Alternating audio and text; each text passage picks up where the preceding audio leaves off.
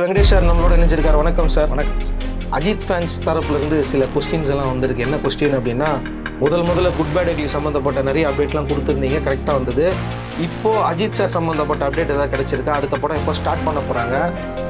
அடுத்த படம் பார்த்தீங்கன்னா, இப்போ ஆதிக் ரவிச்சந்திரன் முடித்த பிறகு அடுத்த ஒரு படம் ஒரு பெரிய பார்ட் 2 படம் ஒன்று எடுக்க போகிறாங்க அப்படிங்கிற மாதிரிலாம் நியூஸ் வந்திருக்கு. என்ன நடக்குது அப்படிங்கிற அப்டேட் நீங்களே கொடுத்துருங்க சார். இப்போ இந்த மந்த் எண்டுக்குள்ளே அஜித்துடைய அந்த AK-64 ஆதிக் ரவிச்சந்திரன் செய்யக்கூடிய அந்த படத்தினுடைய டைட்டிலோட அனௌன்ஸ்மெண்ட் கொடுக்குற மாதிரி ஒரு பிளானிங் அஜித் எல்லாம் ரெடி பண்ணி வச்சுட்டாருங்க. இதுக்கிட்ட இந்த கார் ரேஸ் போனதுனால தான் கொஞ்சம் காலதாமதமாச்சு. ஏற்கனவே போன வருஷம் நவம்பரே ஸ்டார்ட் பண்ண வேண்டியதில் அது கொஞ்சம் ப்ராப்ளம் ராகுல் விலகி போனாங்க. கார் ரேஸ் போயிட்டார். ஏன்னா படத்தினுடைய ஷெடியூலை நம்ம கொஞ்சம் முன்ன பண்ண மாற்றி வைக்கலாமே தவிர, அது இன்டர்நேஷ்னல் லெவலில் நடக்கக்கூடிய ஒரு கார் ரேஸ் ஃபிக்ஸ் பண்ண டேட், அது மாற்ற முடியாது. அதற்கு வேண்டிய வேலை தான் துபாயில் போனார். அந்த இது கலந்துட்டால் அங்கேருந்தே இந்த படத்தினுடைய வேலையில் கவனிச்சிட்டு இருந்தாங்க. இங்கே இருக்கிற இயக்குனர் ஆதிக் ரவிச்சந்திரன் கூட இன்க்ளூடிங்லாம் அங்கே போயிட்டாங்க. சிறுத்தை சிவா, விஜய், ஆதிக்கிறவங்களாம் எல்லாம் துபாயில் போய் டென்ட் அடிச்சு அங்கே உட்காந்துட்டாங்க. இடையில கேப் கிடைக்கும் போதெல்லாம் படத்து விஷயங்கள் பேசிகிட்டு இருந்தாங்க. இப்போ எல்லா வேலையிலும் முடிஞ்சுது. AK-64 வேலையில கதை ஃபுல்லாக ரெடி ஆகிடுச்சு. Pre production work Adhik Ravichandran எல்லாம் கம்ப்ளீட் பண்ணி வச்சுட்டாரு. இப்போ அஜித் ஃப்ரீ ஆகிட்டு ஊன்னு சொன்னால் ஷூட்டிங் போகிற அளவுக்கு இருக்குது. லொக்கேஷன் பார்த்துட்டு இருக்காங்க. ஏற்கனவே நம்ம ஹைதராபாத்லேயும் சென்னை வேல்ஸ் ஃபிலிம் சிட்டிலையும் தான் ஷெட் போட்டு மாதிரி போட்டு அந்த வேலையிலும் கிட்டத்தட்ட போய்கிட்டு இருக்கு. ஒரு மாஸ்டர் பிளான் ஒன்று போட்டு முடிச்சிட்டாங்க. இப்போ அஜித்து வந்தோன்னே இமிடியட்டாக ஸ்டார்ட் பண்ணுறாங்க. இந்த தயாரிப்பாளர்கள் கொஞ்சம் பிரச்சனைகள் ஓடிட்டு இருந்தது, அது உண்மை தான், மறுப்பதற்கு இல்லை. இப்போ கிட்டத்தட்ட ஒரு 3 தயாரிப்பாளர்கள் இந்த படத்தை தயாரிப்பாளரான வேலைகளை ஈடுபட்டுருக்காங்க. அதில் யாருக்கு அஜித் இப்போ பேசி ஃபைனல் பண்ணிக்கிற விஷயம் நம்ம அடுத்த வீடியோவில் தெளிவாக பேசுவோம். ஒரு தகவல் வந்துகிட்டு இருக்கு. இதில் பார்த்தீங்கன்னா நமக்கு இது பென் ஸ்டுடியோஸ் வேறு உள்ளே வந்துட்டாங்க. இப்போ மைத்ரி மொபைல்ஸ் ஆல்ரெடி ரெடியாக கேட்டுகிட்டே இருக்காங்க. ஸோ இது தவிர சத்யஜோதி ஃபிலிம்ஸு, ஸோ விஸ்வாசம் பண்ணவங்க, அவர்கள் வேறு உள்ளே இருக்காங்க. அதில் அஜித்துடைய சம்பளம் ஒரு விஷயம் பேசப்படும், அதுக்குள்ளே எல்லாமே ஒரு சொல்யூஷன் பண்ணிட்டாரு. இந்த படத்தினுடைய முடிஞ்சு ப்ராஃபிட் சிஸ்டத்தில் போகும்போது அதுக்குள்ளே பேலன்ஸ் அமௌண்ட் பண்ணுறது மாதிரியான அந்த விஷயங்கள்லாம் உள்ளுக்குள்ளே நடக்கிற விஷயங்கள் பேசி ஃபைனல் பண்ணிட்டாங்க. கதை பிரமாதமாக இருக்கிறது. அஜித் ரொம்ப ஹாப்பி ஆகிட்டார். இதற்குள்ளே ஹீரோயினாக 2 பேர் வரது மாதிரி விஷயங்கள் இருக்குது. கிட்டத்தட்ட ஸ்ரீலீலாவை கமிட் பண்ணுறது மாதிரி போயிருக்கு. இப்போ பார்த்தீங்கன்னா நயன்தாரா திடீர்னு துபாய் அவரில் போய் சந்தித்தருடைய விளைவாக அந்த ஒரு கட்டசி இருந்தது. அதை பார்த்தா ரிசீவ் பண்ணார். ஏற்கனவே விக்னேஷ் சிவன், நயன்தாரா, அஜித்துக்கு ஒரு மேட்டர் லடாய் போய்கிட்டே இருந்தது. அதுக்கு ஒரு முற்றுப்புள்ளி அஜித் வச்சிட்டார். எப்போயுமே அவர் அந்த ஸ்பாட்டில் நினைக்கிறவர் சரி, அதுக்கப்புறம் அவர் மறந்துடுவார். ஸோ அப்படி தான் இப்போ நயன்தாரா பண்ணோன்னா அவங்க தனி மரியாதையை கொடுத்து பேசப்பட்ட ஒரு விஷயம் இருக்குது. இப்போ நயன்தாராவும் வந்தாலும் வரலாங்கிற ஒரு தகவலும் பேசப்பட்டுருக்கு. ஏன்னா நல்ல சூப்பர் ஹிட் காம்போ அது. பட் இது மியூசிக் அனிருத் ஆல்ரெடி பேசி ஃபைனல் பண்ணி அவருக்கு ஸ்கிரிப்டெல்லாம் கேட்டு ஸ்கிரிப்டுக்கு என்னென்ன பண்ணலாங்கிற மாதிரி அவர் எப்பயுமே ஒரு மியூசிக் டைரக்டரை மட்டும் இல்லாமல் இயக்குனர் ரொம்ப க்ளோஸாக போயிடுவார். உள்ள நெல்சன் ஒரு காம்போ எந்த அளவுக்கு இருக்குன்றது தெரிய வரும். ஆதிக்கும் அவருடைய காம்போவில் போய் உட்காந்து இந்த காட்சி அமைப்புகளை நிறைய டிஸ்கஷன் பண்ணியிருக்காங்க. இப்படி ட்ராவல் பண்ணலாம். அனிருத் கதை கேட்டுட்டு பிரமாதமான ஒரு கதையாக இருக்குது, நமக்கு வேலை நிறையா இருக்குது அந்த கதைக்குள்ளே. அஜித் நீ குட்படையில் பார்த்த அஜித்னா 10 மடங்கு இருக்குது இந்த படத்தில் நீங்கள் பார்த்தீங்கன்னா. ஸோ அதற்கு வேண்டிய வேலையில் அனிருத் பண்ணிட்டு இருக்காரு. எப்பயுமே இயக்குனரோட நல்லா ஜெல்லாயிடுவார்.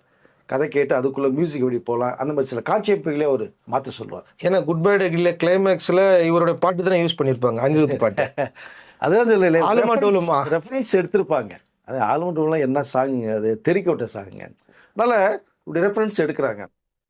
அனிருத் இதுக்குள்ளேயும் போயிடுவார். ஸோ அப்போ அந்த டோட்டலாக பேக்கேஜாக இந்த படம் AK-64 பிரமாதமாக எல்லா வேலையும் நடந்துக்கிட்டு இருக்கு. அநேகமாக எனக்கு தெரிந்த வரைக்குமே இந்த மாதம் பிப்ரவரி இறுதிக்குள்ளாக அஜித் கலந்துட்டு டைட்டிலோட அனௌன்ஸ்மெண்ட் கொடுத்து படவேலையில் ஆரம்பிக்க போகிறதா ஒரு தகவல் இருந்துச்சு. இது மட்டும் இல்லாமல் நம்ம நிறைய பேர் சொல்லிட்டு இருக்காங்க, இந்த படம் முடித்த கையோட இன்னொரு படம் பண்ண போகிறாரு. ஏன்னா நிறைய கேப் ஆயிடுச்சு. இந்த படம் ரிலீஸ் ஆகி குட் பை டேக்லி ரிலீஸ் ஆகி ரொம்ப கேப் ஆயிடுச்சு. பேக் டு பேக் பண்ண போகிறாருன்றாங்களே, அது என்ன படம், என்ன பார்ட் 2 அது? பார்ட் 2னாலே ஒரு 3 படங்கள் இந்த படம் தெரிக்க விடும் சார். சமீபத்தில் உங்களுக்கு கலைக்கு வசூல் சாதனை பண்ணுச்சு. மங்காத்தா 2 ரொம்ப லைக் பண்ணுறேன் சார். ஏன்னா இந்த படம் முடிஞ்ச உடனே பார்த்தீங்கன்னா 3 இயக்குனர் ரெடியாக இருக்காங்க. சிறுத்தை சிவா ஒரு கதை சொல்லி ரெடியாக வச்சுட்டாரு. அது சன் பிக்சர்ஸில் பண்ண போகிறதா ஒரு தகவல் வேறு இருக்குது. பட் இந்த கேப்பில் என்ன எல்லா பேரும் பார்த்தாங்கன்னா, மங்காத்தா இப்போ ரீரிலீஸில் சக்க போட்டுச்சு. எல்லா பேருமே நீங்கள் அந்த ஒரு மேக்கிங் ஸ்டைலில் நீங்கள் பழைய அஜித்தா நீங்கள் வாங்க. வெங்கட் பிரபு உங்களுக்காக ஸ்கிரிப்ட் பக்கா ரெடி பண்ணி வச்சுருக்காரு. அவர் விடாமுயற்சி ஷூட்டிங்கில் போய் ஃபாரின்லேயே போய் கதை சொல்லிட்டு இருந்தார் வெங்கட் பிரபு. கோட் முடிச்ச உடனே நம்ம பண்ணணும்னு சொல்லி அந்த கதையும் பிரமாதமாக இருக்குது. இப்போது இவருக்கு ஒரு குழப்பம், சிறுத்தை சிவாவுக்கு போயிட்டு மங்காத்தா வருவோமா இல்லை மங்காத்தா முடிச்சு சிறுத்தையை போகலாமான்னு ஒரு விஷயம் பேசப்பட்டுருக்காரு. எல்லாருடைய ஒப்பீனியன் என்ன வருது, அஜித்துடைய ஃபேன்ஸ்லேருந்து அவருடைய நண்பர்கள் இருந்து மங்காத்தா 2 பண்ணுங்க, இப்போ இது சரியான நேரம் உங்களுக்கு, இப்போ பண்ணி முடிச்சிங்கன்னா அடுத்தடுத்த படங்களை போகும்போது வேறு மாதிரி ஜோனரில் இருக்குது உங்களுக்கு அப்படிங்கிற ஒரு தகவல் சொல்லப்பட்டிருக்கு. மங்காத்தா 2வில் இருந்த அதே காம்பினேஷன்லேயே கூட அந்த ஆக்டர்ஸ் உள்ள ஒருத்தர் வரதாகவும் இருக்காங்க. அந்த கதையமைப்பு வேறு இல்லை. என்ன ஒரு ஸ்பெசிஃபிக்காக வருதுன்னா, சிவகார்த்திகேயனும் வெங்கட் பிரபுவும் பண்ணக்கூடிய படம் வந்து கொஞ்சம் தள்ளி போகுது. சிவகார்த்திகேயன் வந்து இந்த தாய் கிழவின்னு ஒரு படம் பண்ணியிருக்காரு, அந்த படத்தை இயக்குனரோட ஒரு படம் பண்ண போகிறாரு. ஏன்னா சயின்ஸ் ஃபிக்ஸ் படங்கிறதுனால டைம் எடுக்கிறாங்க.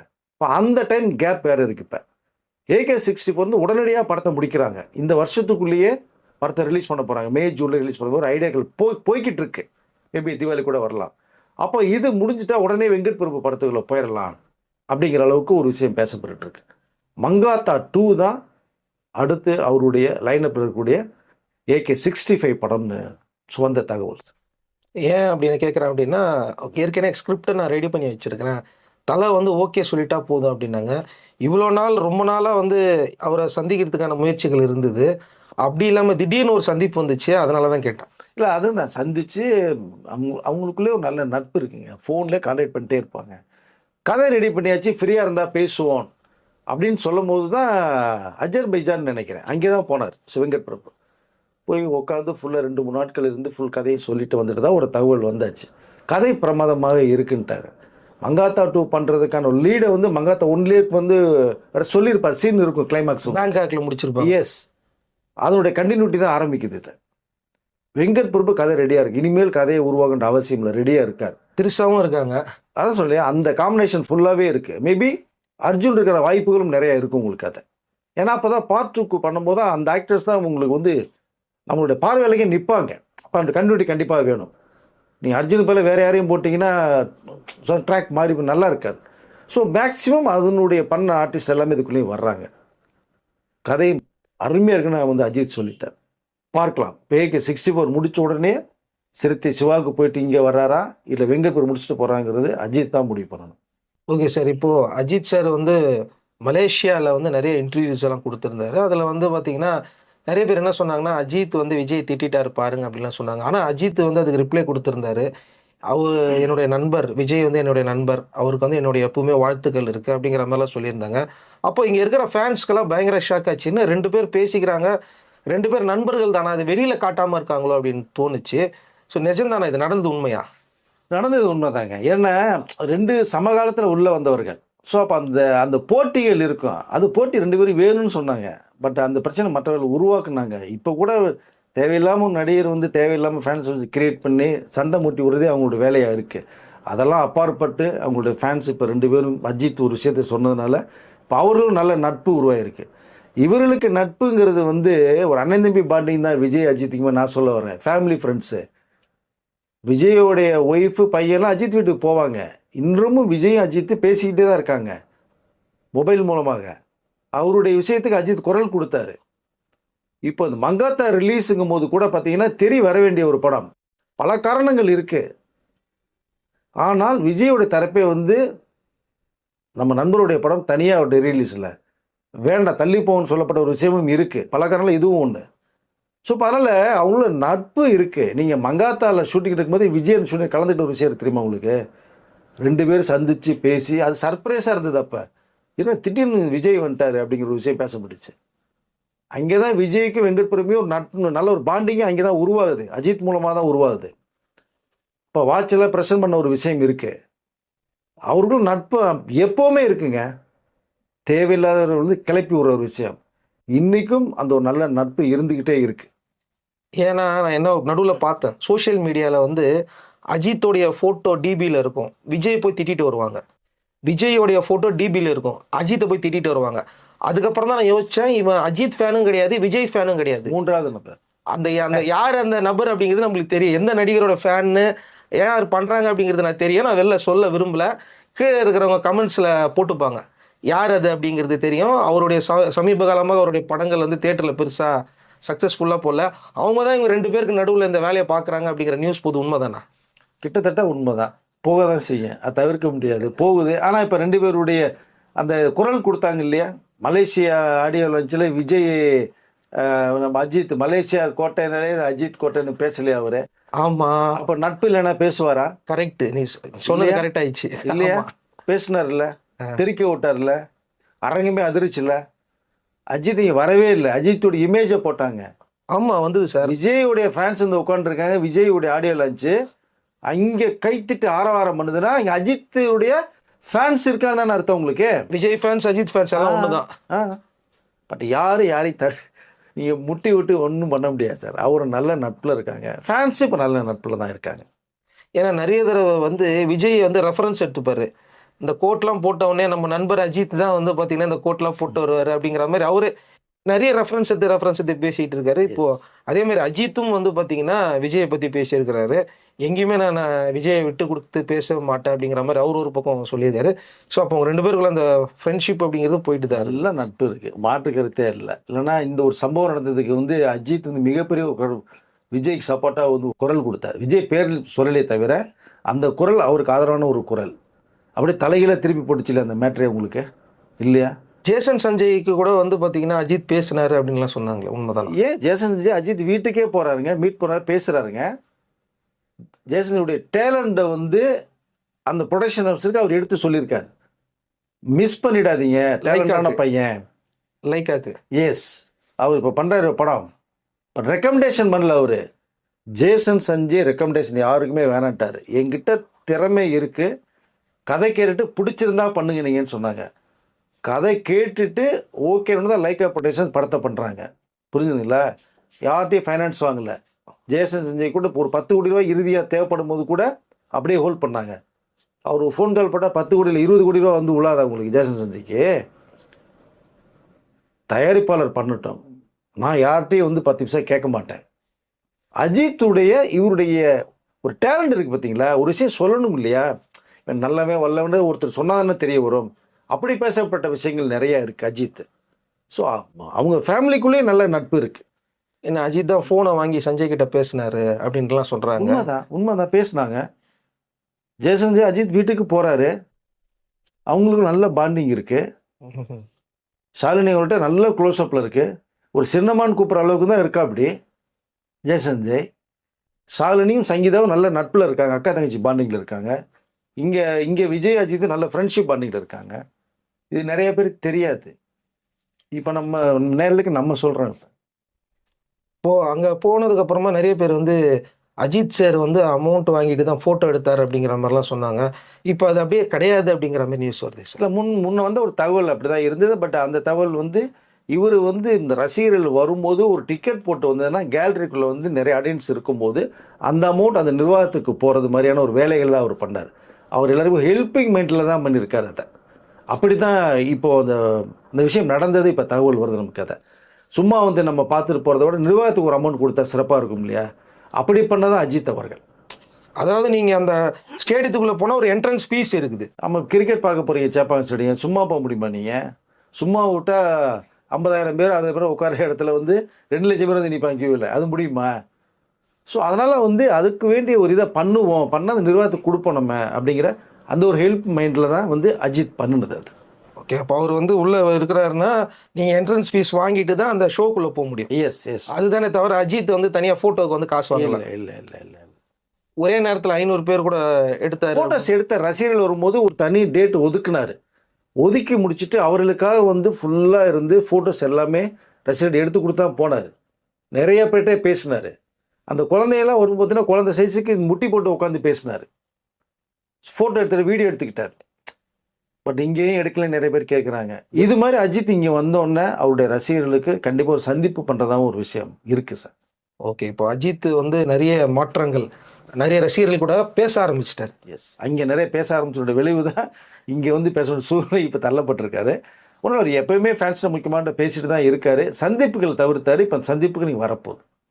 Okay sir. இப்போ இதுதான் அஜித்துடைய லைன் அப் நம்ம சொல்லிக்கலாமா? எஸ், கிட்டத்தட்ட ஒரு 3 படம் கையில் இப்போ வரமான சூழ்நிலை இருக்குது சார்.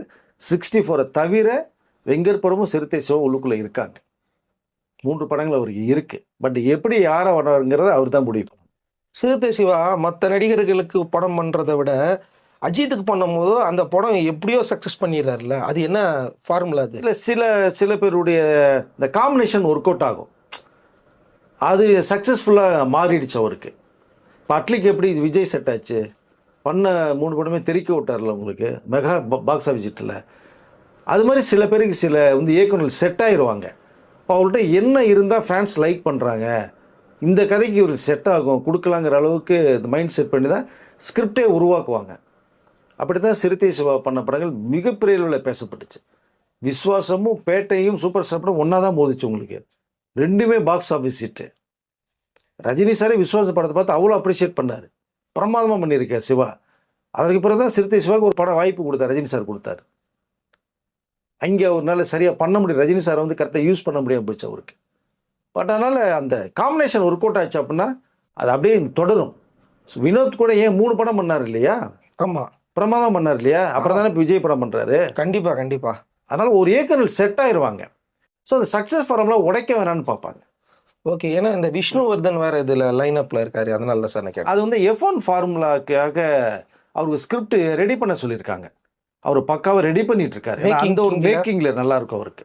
ஏன்னா விஷ்ணுவர்தன் மேக்கிங்கில் கிங் எல்லாருக்குமே தெரியும், எல்லாம் பார்த்தா பல பேர் சொல்லுவாங்க. ஆமாம், ஹாலிவுட் ஸ்டைலில் இருக்கும் உங்களுக்கு, ஷார்ட் பியூட்டி நல்லா இருக்கும் உங்களுக்கு. அதை ஸோ அவர் பண்ணால் நல்லா இருக்குன்னு சொல்லி தான் அந்த ஸ்கிரிப்டை உருவாக்குற வேலையை வந்து அஜித் வந்து விஷ்ணுவர்தன் கொடுத்துருக்காரு. அந்த வேலையை நடந்துகிட்டு இருக்கு.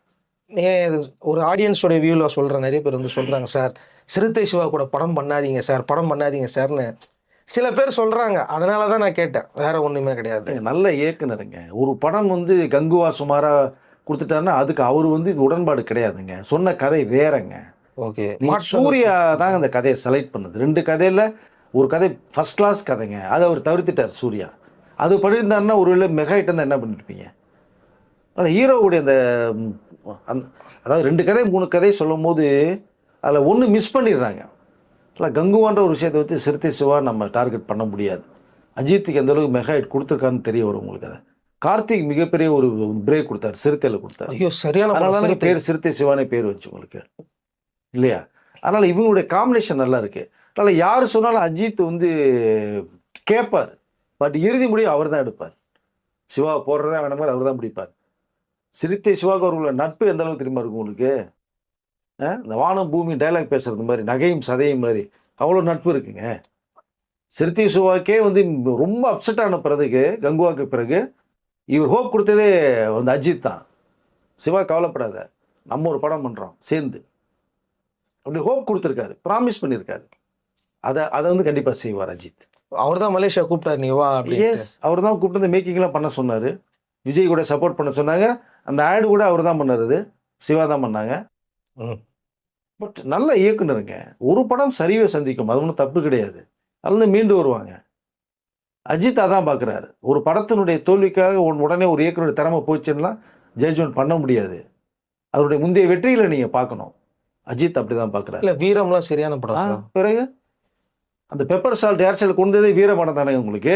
ஆமாம், ஃபர்ஸ்ட் டைம் தைரியமாக பண்ணாங்க. அப்புறம் ஒவ்வொரு விஷயத்துக்கு புதுசாக கொண்டு வர்றாருல்ல.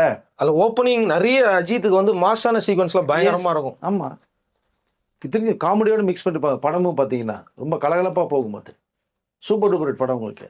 ஆமாம், விஸ்வாச பெரிய பிரேக் இல்லைங்க அந்த படம். கண்டிப்பாக அது ரெக்கார்ட் பண்ணிச்சுல, அது வசூலில் பெரிய ரெக்கார்ட் பண்ணிச்சு. நீ இதை தான் பார்க்கணும். ஒரு படம் ஏன் சரிஞ்சது, அதுக்குள்ளே யார் இருக்கா, என்ன காரணம், ஒரு இயக்குனர் மட்டுமே சொல்ல முடியாதுங்க. ரஜினி டைலாக் சொல்றீங்க நீங்க. அப்புறம் அதாங்க உண்மையதாங்க. ஒரு இயக்குனர் வந்து என்னைக்குமே தோக்க மாட்டார், அதுக்குள்ள இருக்கிற விஷயங்கள் வேணா மாறுபடலாம் அப்படின்னு சொல்லிட்டு நெல்சனுக்கு ஆதரவா பேசினார். அதுதான் உண்மை. அதுதான் ரஜினி சார் எல்லாத்தையும் ஆராய்ந்து பார்க்கக்கூடியவர் அவரு. அதுதான் காரணம். எங்கேயுமே ஒரு டைரக்டர் தோக்க மாட்டார், அதுக்குள்ள இருக்கிற விஷயங்கள் வேணா மாறிடும் அப்படின்னாரு. பீஸ்டுக்கு அப்புறம் ஜெயிலர் ஏன் கொடுத்தாரு, ரஜினி சார் கொடுத்தாரு. நெல்சன் ஜெயிப்பாரு, இந்த படத்தை ஹிட் ஆக்குவார் அப்படின்னு அந்த ஃபயர் இருக்கும், எப்படியாவது ஜெயிக்கணும் அப்படிங்கிற. அதுவே விஷப்பரிச்சைங்க முதல்ல பண்ண தெரியுமா உங்களுக்கு? இவருக்கும் பெரிய பிரேக் தேவைப்பட்டுச்சு, ரஜினி சாருக்கும் 2 பேருக்கு பிரேக் தேவைப்பட்டுச்சு. நம்பி கொடுத்தாருல்ல, அங்கேதான் நிக்கிறாரு ரஜினி சார். அதேதான் தெரியும் ஒரு இயக்குனர் பத்தி. அதேதான் அஜித்தும் பண்றாரு. எஸ், தைரியமா கண்டிப்பா. அதனாலதான் சிறுத்தை சிவாக்கு ஒரு வாய்ப்பு தர்றாரு, ஒன்றும் மாற்று கருத்தே இல்லை. அந்த அஜித்தோட அந்த போல்டு முடிவு அப்படிங்கிறது வந்து எந்த நேரத்தில் எது எடுப்பாருன்னே தெரிய முடியாது. அந்த போல்டு முடிவு இன்னும் அஜித் அணிலேருந்து இன்னைக்கு அப்படியே தான் இருக்காரு. தெரியுங்க அவருக்கு, கண்டிப்பாக பார்ப்பார் இல்லையா. நீ அடுத்த கதை ஒரு கதை சொல்லும் போதே அந்த கதையோட ஃபார்மேட் புரிஞ்சுக்குவாங்க அவங்க ஏன்னா மங்காத்தா எந்த லெவலுக்கு இருக்குன்னு. மங்காத்தா நான் பண்ணுறேன்னு சொன்னப்போ வெங்கட் பிரபு மறுத்தாராமே, அண்ணா இது வேணாண்ணா, இது வந்து ரொம்ப நெகட்டிவிட்டியாக இருக்கும், நீங்கள் பண்ணாதீங்கன்னப்போ நீ வேணா பண்ணதுக்கப்புறமா பாருன்னு தைரியமாக எடுத்து பண்ணாருலாம் சொன்னார். அது எப்படி பாசிட்டிவாக மாறிச்சு உங்களுக்கு? சொன்னாரா வேறு கதை பண்ணுறேன், இது வேண்டான்னு சொல்லியும் தைரியமாக பண்ணாராம எடுத்து. அதுதான் ஒரு கதை இந்த அளவுக்கு நம்ம வித்தியாசமாக பண்ணணும்னால் மக்கள் ரசிப்பாங்க, ரசிகர்கள் கொண்டாடுவாங்கிறது அஜித்துக்கு தெரியும். அப்படிதான் ஒரு கதை சிறுத்தை சொல்லப்பட்ட ஒரு விஷயம் இருக்கு. வெங்கட்புரமும் சொல்லி வச்சிருக்காரு. ஆதிக் முடிச்ச உடனே ஸ்டார்ட் பண்றாங்க. ஸோ அப்போ இவ்வளோ நாள் அஜித் ஃபேன்ஸ் கேப் விட்டது வந்து வீணா போல. கேப் விடலைங்க. அவர் கார் ரேஸ்ல இருந்தாருங்க. கேப் விட்டு அவர் என்ன சும்மா இப்போ அமெரிக்காவில் உட்காந்துருந்தாரு, நியூயார்க் சிட்டியை சுற்றி பார்த்துட்டு இருந்தார் ராத்திரி கிடையாது. அவர் கார் ரேஸ்ல இருந்தார். உயிரிய பணையை வச்சு பண்ணிட்டு இருந்தாருங்க. 3 முறையே நம்ம இந்திய அரசாங்கத்துக்கு கௌரவத்தை சேர்த்திருக்காருங்க. அவரோட உழைப்பு ரொம்ப அதிகம். அதற்குள்ள இருந்தார். அதனால தான் இந்த கேப். அது ரசிகர்களுக்கு தெரியும். ஓகே, அப்போ திரும்பவும் அஜித் வருகிறார், படம் வரப்போகுது அப்படிங்கிறத இந்த வீடியோ மூலியமாக அஜித் ஃபேன்ஸுக்கு நம்ம கன்வே பண்ணிக்கிறோம். கண்டிப்பாக சார். ஏன்னா நிறைய அப்டேட் கேட்டுக்கிட்டு இருந்தாங்க. நீங்கள் தான் குட் பேட் அக்லி அவ்வளோ பேசுனீங்களே, இப்போ எதுவுமே பேசலையே அப்படிங்கிற மாதிரிலாம் சொல்லிட்டு இருந்தாங்க. ஏன் அப்டேட்டே வர மாட்டேங்குது அப்படின்னு சொல்லிட்டு அப்பப்போ பேசிட்டு தான் இருக்கோம். கார் ரேஸ் இருக்கிறனால சில தவிர்க்க முடியாத காரணங்களை பண்ண முடியல. நமக்கு வந்து தகவல் பிறகு கொடுத்துட்டே தான் இருக்கிறோம். இப்போ கூட தயாரிப்பாளர் மிஸ் ஆன விஷயத்தையும் சொல்லியிருக்கிறோம். நம்ம இப்போ 3 தயாரிப்பு ரெடியாக இருக்கிற விஷயத்தையும் நம்ம சொல்கிறோம். இப்போ இன்னி அப்டேட் அது. எஸ், இப்போ அஜித் வந்து யாரை முடிவு பண்ண போகிறார்? இப்போ இமிடியட்டாக முடிவு பண்ணி இந்த மந்த் எண்டுக்குள்ளே இந்த படம் விளம்பரம் வருது, உங்களுக்கு ஷூட்டிங் ஸ்டார்ட் பண்ணுறாங்க. சரி, ஓகே சார். இப்போ அஜித் ஃபேன்ஸ்க்கு என்ன அப்டேட்டுங்கிறத ஃபுல்லாகவே கொடுத்துட்டோம். இதுக்கு மேலே கொடுக்கறதுக்கு ஒன்றும் இல்லை. அடுத்தடுத்து கொடுப்போம், நிறைய இருக்கு. ஓகே ஓகே ஓகே ஓகே இப்போதைக்கு இது போதும். அடுத்தடுத்து நம்ம நிறைய விஷயங்கள் சொல்லுவோம். அப்போ இருக்கு அப்டேட் உங்ககிட்ட. எஸ், அடுத்த வீடியோலாம் சொல்லிங்க. கண்டிப்பாக சொல்லலாம். சரி, ஓகே. அஜித் ஃபேன்ஸ்க்கு இந்த அப்டேட் கொடுத்துட்டோம். அடுத்த அப்டேட் வந்து நெக்ஸ்ட் வீடியோவில் வரும், ஃபாலோ அப் வரும். நன்றி சார். நன்றி.